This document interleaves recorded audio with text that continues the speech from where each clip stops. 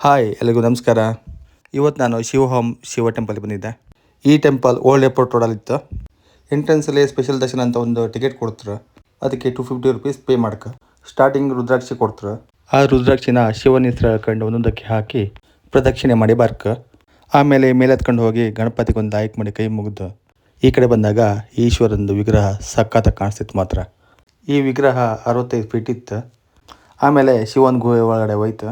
ಒಳಗಡೆ ಕೈಲಾಸನೇ ನೋಡ್ದಂಗೆ ಆಯ್ತು. ಏನಕ್ಕಂದರೆ ರಿಷಿಕೇಶ್, ಬದ್ರಿನಾಥ್, ಅಮರ್ನಾಥ್, ಕೇದಾರ್ನಾಥ್ ಅಂತ ತುಂಬ ಪ್ರಸಿದ್ಧವಾದ ದೇವಾಲಯದ ವಿಗ್ರಹಗಳೆಲ್ಲ ನೋಡ್ಬೋದು ಇಲ್ಲಿ. ಸೇಮ್ ಅದೇ ಥರನೇ ಇತ್ತು. ಇದು ಅದು ಫಸ್ಟ್ ಗುಹೆ. ಇನ್ನೊಂದು ಗುಹೆ ಇತ್ತಂತೆ, ಅದನ್ನು ನಾನು ನಿಮ್ಗೆ ತೋರಿಸ್ದೆ. ಆಮೇಲೆ ಈಶ್ವರಂಗೊಂದು ಹಾಲಿನ ಅಭಿಷೇಕ ಮಾಡಿ ಲೈಕ್ ಮಾಡಿ ಕೈ ಮುಕ್ಕೊಂಡು ಈಚೆ ಬಂದೆ. ಈ ಇನ್ನೊಂದು ಗುಹೆಯಲ್ಲಿ 12 ಜ್ಯೋತಿರ್ಲಿಂಗ ನೋಡ್ಬೋದು ನೀವು. ಒಂದೊಂದು ವಿಗ್ರಹದ ಸ್ಟೋರಿ ಅಲ್ಲಿ ಬೋರ್ಡ್ ಮೇಲೆ ಹಾಕಿರ್ತಾರೆ. ಆರಾಮಾಗಿ ಓದ್ಕೊಂಡು ಒಂದೊಂದೇ ಸ್ಟೋರಿ ನೋಡ್ಕೊಂಡು ಆರಾಮಾಗಿ ಬರ್ಲಕ್ಕ. ನನಗಂತೂ ಮಾತ್ರ ಈ ಪ್ಲೇಸ್ ಸಖತ್ ಇಷ್ಟ ಆಯಿತು. ನೀವು ಬೆಂಗಳೂರಿದ್ದರೆ ಒಂದ್ಸಲ ವಿಸಿಟ್ ಮಾಡಿ ಬನ್ನಿ ಆಯಿತಾ. ಎಲ್ಲ ವಿಗ್ರಹಗಳ ದರ್ಶನ ಮಾಡ್ಕೊಂಡು ಹೊರಗಡೆ ಬಂದ ಕೂಡಲೇ ಪೂಜೆ ಕೌಂಟ್ರಲ್ಲಿ ಕಾಯಿನ್ ಮತ್ತು ದೀಪ ಕೊಡ್ತಾರೆ. ಆ ಕಾಯಿನ್ ಇಲ್ಲಿ ಹಾಕಿ ಆಮೇಲೆ ದೀಪ ಹಚ್ಕೊಂಡು ಆ ನೀರಿಗೆ ಬಿಡ್ಕ.